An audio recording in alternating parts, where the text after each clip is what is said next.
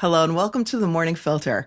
I'm Susan Jabinski with Morningstar. Every Monday morning, I talk with Morningstar Research Services Chief U.S. Market Strategist Dave Sekera about what investors should have on their radars, some new Morningstar research, and a few stock picks or pans for the week ahead.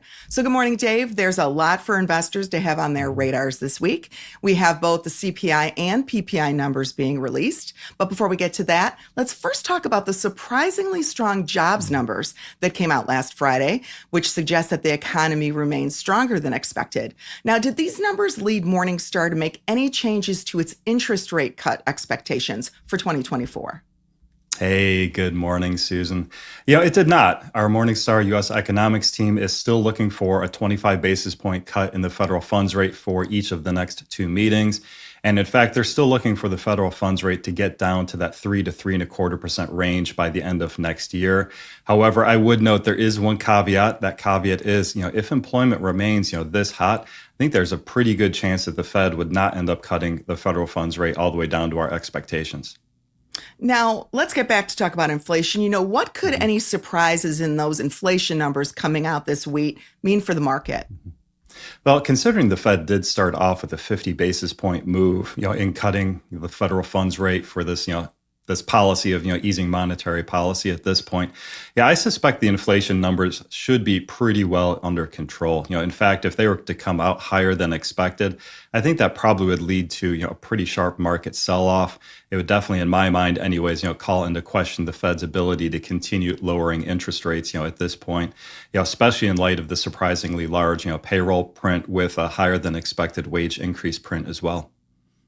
Now, also this week, investors will be watching the tensions between Israel and Iran. So we haven't seen the situation escalate over the weekend. It's Monday morning. But what could happen in the U.S. stock market if it does? Well, if there is any further escalation over the course of the week, of course, it's really just going to depend on what that escalation is. Now, in a typical, situation like this, I would look for kind of, a typical market, risk off, type of trade. I'd expect growth stocks to sell off the most, with value stocks not selling off nearly as much, which also kind of details or dovetails anyways with, our expectations based on valuations, growth stocks being 13% overvalued, whereas value stocks are still 3% undervalued.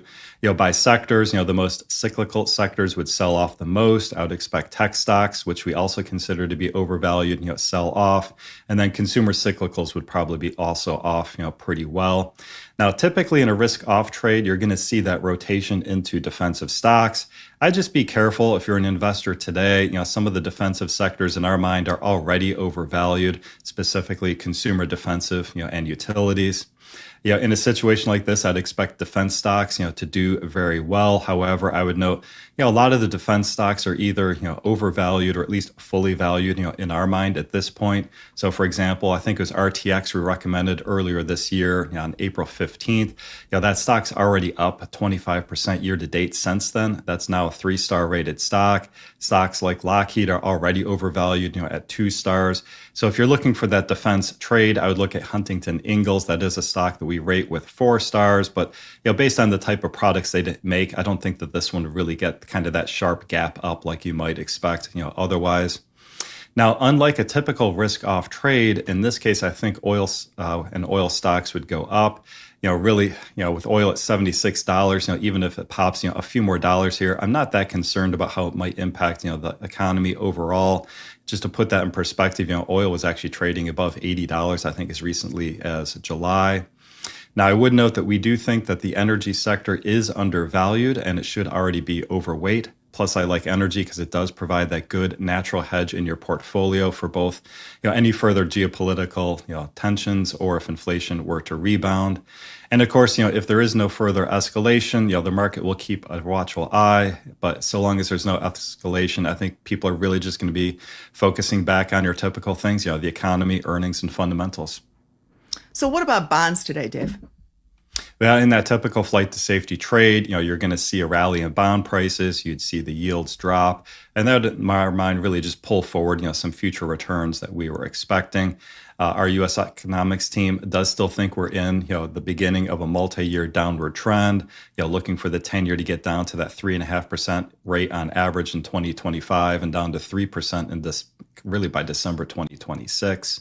Now, if there is no further escalation, I'd note bonds have actually been under pressure since the Fed cut by 50 basis points on September 18th. The U.S. Treasury's backed off, or the 10-year anyways, has backed off, over 35 basis points, since then. Looks like it's trading, just above 4%, this morning. Now, of how much it's backed off, 13 basis points of that occurred, just after the payrolls print on Friday. So I think the market is starting to price in, a higher probability of, long-term inflationary pressures. But again, our U.S. economics team hasn't changed their view at this point. They still expect inflation to moderate and looking for, inflation to drop below the Fed's 2% target next year. Now, as if all of that's not enough, we have earnings season kicking off this week with the big banks starting to report on Friday. So you talked a little bit on last week's show about your expectations for earnings season. Recap that for those viewers who may have missed it. Yeah, I mean, earnings, when they come out, I don't think there's going to be any problem. I think it should be at least as good as, kind of your historical average for the number of companies that, at least meet, if not beat, their expectations for earnings. When I look at the economy, it's still doing, very strong. In fact, if you look at the Atlanta Fed GDP now figure, that's running at 2.5%, which is the same as our forecast. Although I'd note we actually just bumped up our forecast from 2.3%. So we'll listen for guidance. When I think about guidance, I'd be concerned whether or not management might look to lower the bar for, earnings growth in the fourth quarter. We're looking for fourth quarter GDP of, 1.5%. But to be honest, this quarter, I'm actually not as concerned as I've been in prior quarters, with the economy still holding up, better than expected, and some of the tailwinds that we see in the marketplace today. So then we have big banks, JP Morgan and Wells Fargo, reporting earnings on Friday. What's Morningstar's take on U.S. banks heading into earnings? Well, with these two banks specifically, JP Morgan's a 2-star rated stock, trades at a 19% premium, so trading, pretty far above our long-term intrinsic valuation. Wells Fargo trading a little bit below our $60 fair value, puts that in 3-star territory. Generally, I think we still see much better value for investors among the U.S. regional banks. The regionals are still recovering from the sell-off they had in March 2023 following the failure of Silicon Valley Bank. And I just note the financial sector in general has been doing pretty well, and banks in particular have done, very well. Right now, the market right now is pricing in still a relatively low default rate as we go into the soft landing, in the economy. But it's also in the past, couple weeks with the Fed cutting, pricing in the benefit of a steepening yield curve and looking for, higher net interest margins over time. All right, let's move on to some new research from Morningstar. Nike stock tumbled last week after reporting poor earnings, lowering its guidance for fiscal 2025, and postponing its investor day. So we talked about Nike on last week's show as looking really undervalued. What's Morningstar's take on it after all of this news? Yeah, so last week, we noted that even though this stock, was undervalued according to our valuations, according to our analyst team going into earnings, that, this might be one where it's going to take some time for this stock to work.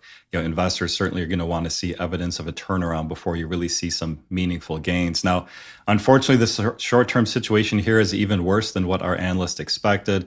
Sales for this current quarter are projected to fall 8 to 10%. I believe that was the management guidance. Before the earnings call, our estimate was only for a 6% decline. Now, our analyst noted in his write-up that he does expect to lower his fair value to take this worse than expected performance into consideration. And, from my point of view, I think it just looks like it's going to take a while for Nike to be able to really revitalize its product portfolio to compete against, the new competitions it's seeing, from some of the brands like Hoka, On, and Brooks. Now, as far as postponing its analyst day, to me, that's actually not necessarily very surprising. Nike did announce that it's replacing the CEO. So in this case, I think they need to give the CEO, or new CEO that is, time to evaluate the situation, come up with a new plan.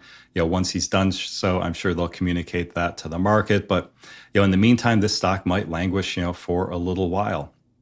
Now, hopefully, once that plan is announced, that could be the catalyst for the stock to bottom out and start to recover. But, again, this is just one of those situations where I think if you have an interest in Nike and Nike stock, start off with just a partial position. Don't back up the truck and, buy a whole position all at once. and then set yourself a limit. So that way, if the stock does fall further, it gives you some time to, reevaluate what's going on when it hits that target price to the downside. At that point in time, if you still believe in the long-term investment thesis, then you can buy some more, dollar cost average down. Right now, I think we're still in that reevaluation stage on this stock. Yeah.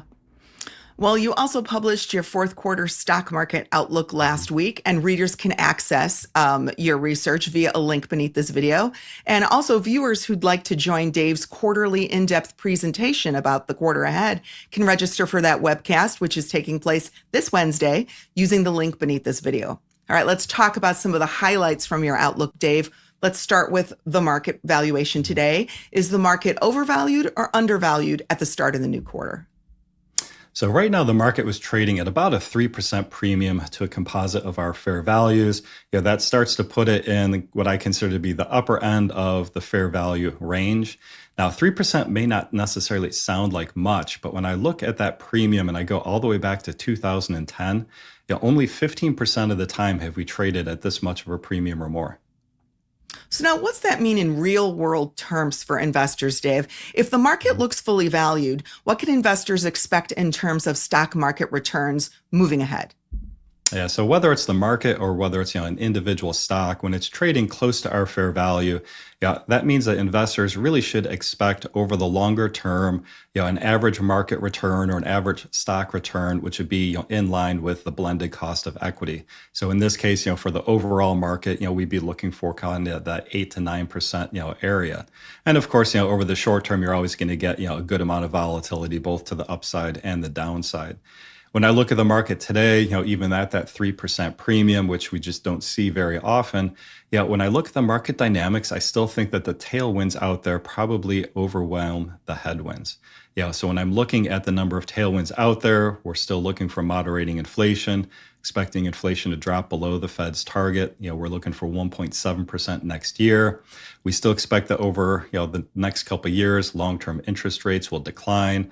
U.S. economics team is looking for the 10-year to fall to an average of 3.5% next year, down to 3% in 2026.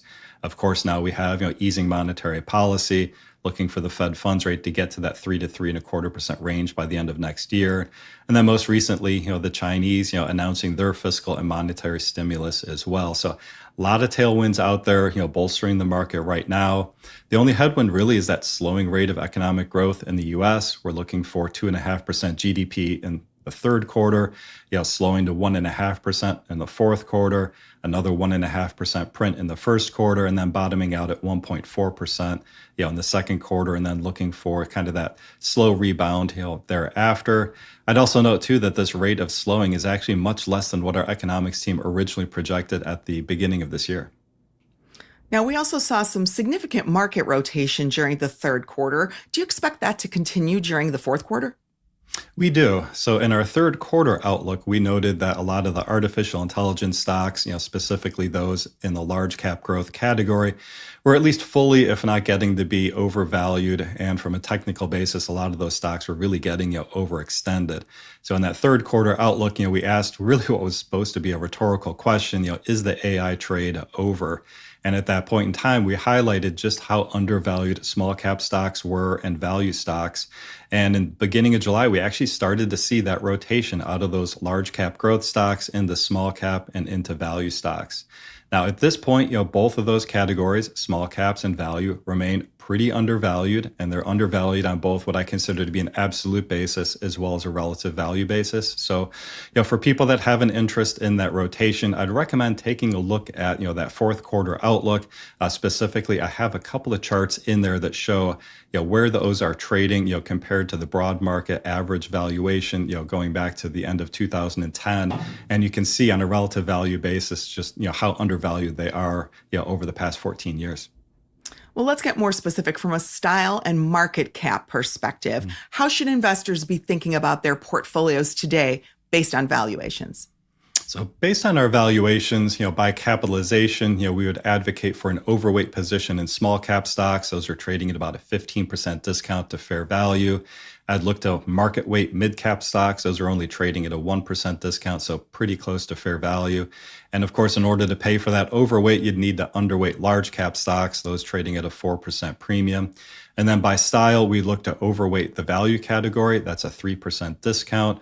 Market weight core, which is at a 2% premium, and look to underweight the growth category, which is trading at a 13% premium. Now, let's talk about sectors. Most sectors look fully valued to overvalued today, but there are still two pockets that are undervalued. And the first of the two is communication services. Now, we also had during the past quarter, Morningstar analysts raised their fair values on a couple of big names in that sector that had an impact. Talk a little bit about that. Yeah, so by sector, the communications sector is still the most undervalued, trades at a 15% discount to fair value. And like you said, you just can't talk communications without focusing on Alphabet and Meta. Just based on the size of the market cap of those two companies, they account for 40% and 27% of the sector respectively. So for Alphabet, it's a 4-star rated stock, trades at a 20% discount to fair value. As you noted, we did increase our fair value to $209 per share. Again, that company is still just hitting on all cylinders. We think the market right now is probably being overly pessimistic regarding some of the antitrust issues there. Meta's a 3-star rated stock. We increased our fair value on that one to $560 per share. And the change in Meta was really just because we're now incorporating what I consider to be a more optimistic outlook on the company's ability to use AI to improve its ad targeting business. And communications, we still think there's a lot of value in more of the traditional communications names. We've long talked about Verizon as being one of our picks. It's still a 4-star rated stock, 17% discount, over 6% yield. So even though that one has really increased a lot since we first started advocating for that one, we still think it has further to go. Now, energy stocks also look undervalued. So Dave, what's Morningstar's forecast for oil prices?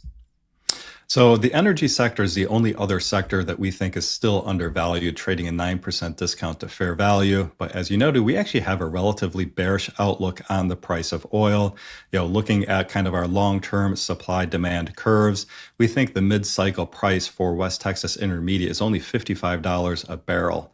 However, I still think that energy deserves a place in everyone's portfolio, provides that good natural hedge to any other additional, geopolitical risk, as well as if inflation, for whatever reason, were to start to rebound. So even though we have a bearish outlook, you still think some energy stocks are a buy today? In fact, it's actually that bearish outlook that actually makes an energy look really attractive to me today. So let me explain that, a little bit. So in our models, we actually use, the market implied, 2-year strip price. So essentially what the market itself is pricing in for the price of oil for the next 2 years. And then we'll take that price and move it up or down, depending on where it is on that year 2, to what our long-term forecast is for oil prices, in this case, $55 a barrel. Even when we use that bearish scenario, a lot of these stocks are undervalued. So in my mind, if we're right and oil prices stay here, and depreciate over time down to that long-term price, you're still buying these stocks at a margin of safety. Now, if we're wrong and oil stays here or moves up higher, I think there's a lot of upside leverage in a number of these energy stocks. And again, just going back to it plays a good part in your portfolio as that natural hedge against heightened geopolitical risk or if inflation were to rebound. All right, time for the picks portion of our program. This week, Dave has brought viewers 5 undervalued stocks to buy from Morningstar's list of analyst picks for the fourth quarter. These names that Dave's going to talk about today are all new picks to that new additions to that list. Viewers can find a link to the complete list of fourth quarter analyst picks beneath this video. So Dave, your first pick this week is Dow. Share some key stats on this one.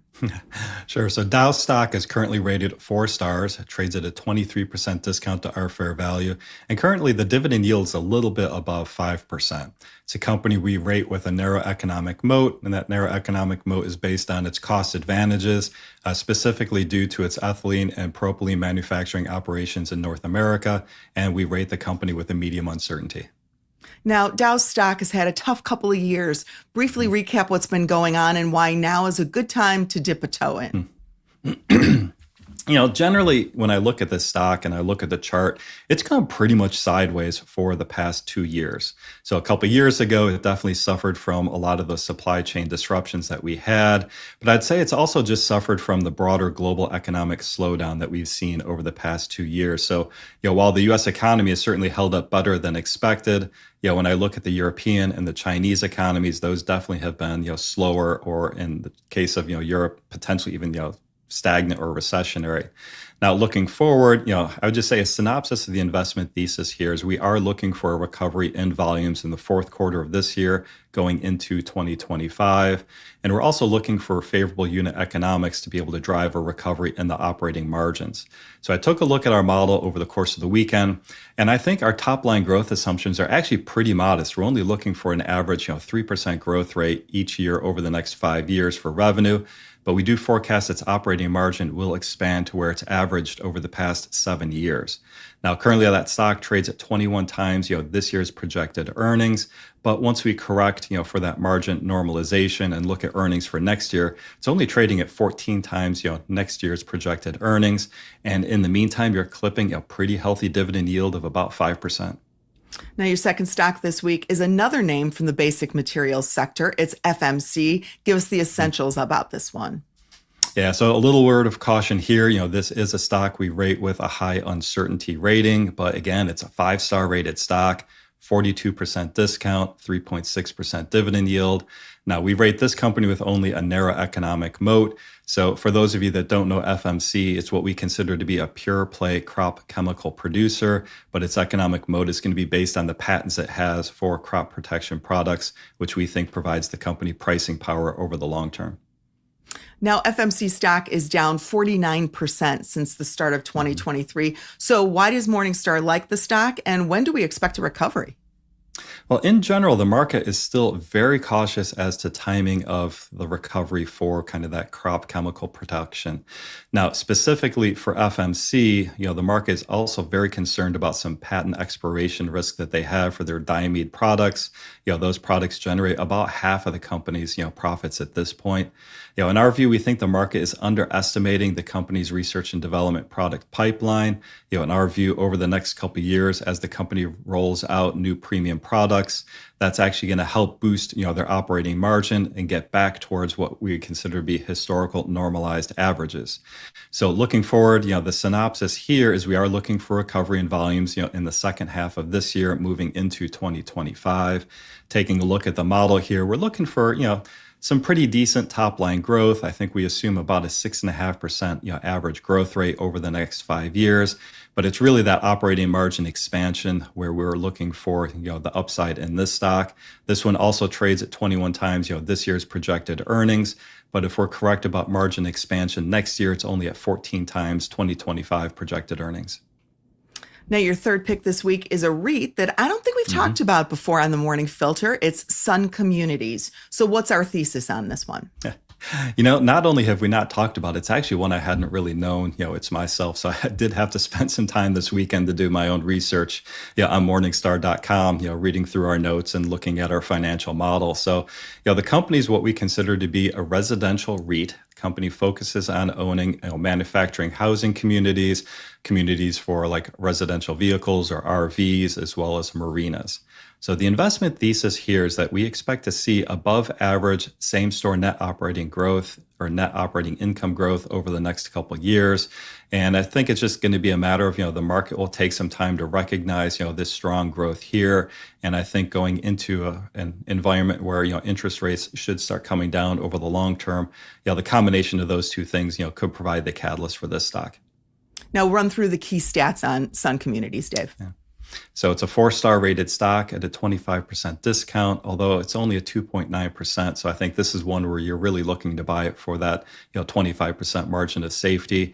Now, I would also note that this is a company that we rate with no economic moat, although that is pretty typical in real estate. There's, in our view, few real estate plays that have kind of those long-term durable competitive advantages in which you'd award an economic moat. But it's a stock we rate with only a medium uncertainty rating.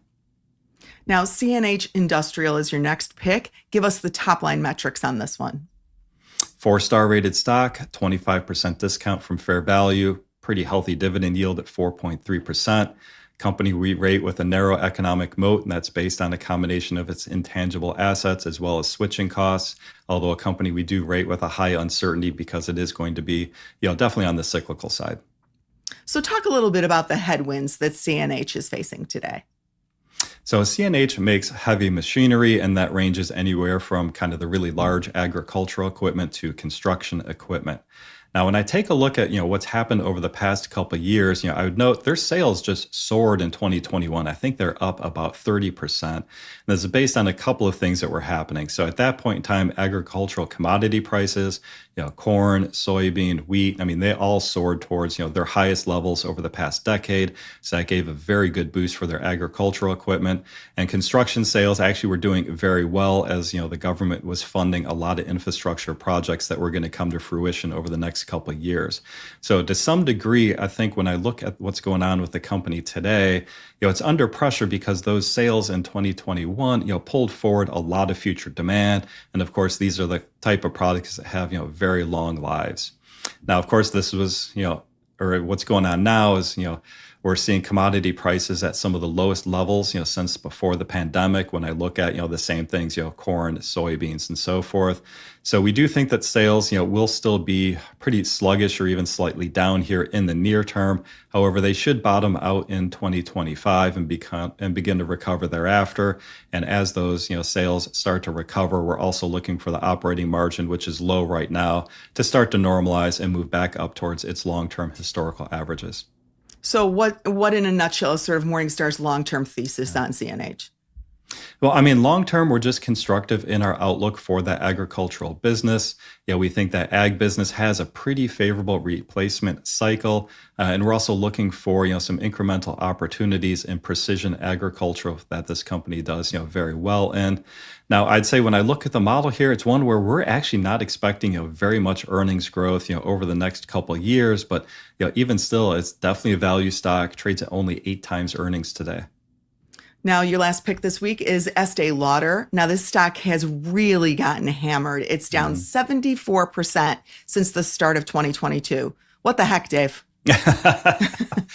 All right. Well, first, Susan, I think we do need to recognize that Estee Lauder stock, was overvalued, and it was rated, 2 stars at the beginning of, 2022. And I think what we've seen over the past couple of years, a combination of, 2 things. That one, it was overvalued. So I think it's just natural for that stock price, to come down over time to what we think is the long-term intrinsic valuation. But the company's performance has also been much weaker than expected over the past couple of years. In fact, we actually just recently cut our fair value estimate as well. Now, when I look at the company's top line, I would note that, their sales to the Americas, Europe, and Asia, each account for about a third of their company's revenue. And the company's been struggling in both Europe and Asia. Both of their economies have been, stagnant or possibly recessionary in the case of like Germany. And China's economy has also been, much weaker than I think anybody expected, over the past 2 years. So with the top line being under a lot of pressure, the operating margins have contracted actually quite substantially. When I look at the margins, they averaged about 15% over the past 5 years, but dropped to as low as 10% last year. To the upside, when the company was doing well, it was as high as, 20%. So I think the story here to some degree is we are looking for margin expansion as that top line then starts to stabilize. We're looking for an average margin of 13.4% on average over the next 5 years. Looking for top line growth of 4.6% over the next couple of years. But between that top line growth and then throwing that margin expansion, we're looking for earnings growth to average 16% over the next 5 years. So when I'm thinking about what's going on globally, Europe's central bank is also easing its monetary policy. China just recently announced a number of different stimulus measures there. So between the two of those, we are looking for kind of that longer term, improvement in the global economies, and that should be a catalyst for this stock. So then what are the key metrics on this one, Dave? Now, it's currently rated 5 stars, trades at a 45% discount from our current intrinsic valuation, has a 2.75% yield. It is a company we rate with a wide economic moat. That moat is really going to be based on not only its strong brand equity, but the relationships it has with its retailers. And we also think it benefits from cost advantages, based on its size. And it's a company we rate with a medium uncertainty. Well, thanks for your time this morning, Dave. Viewers who'd like more information about any of the stocks that Dave talked about today can visit Morningstar.com for more details. We hope you'll join us for the Morning Filter next Monday at 9 a.m. Eastern, 8 a.m. Central. In the meantime, please like this video and subscribe to Morningstar's channel. Have a great week.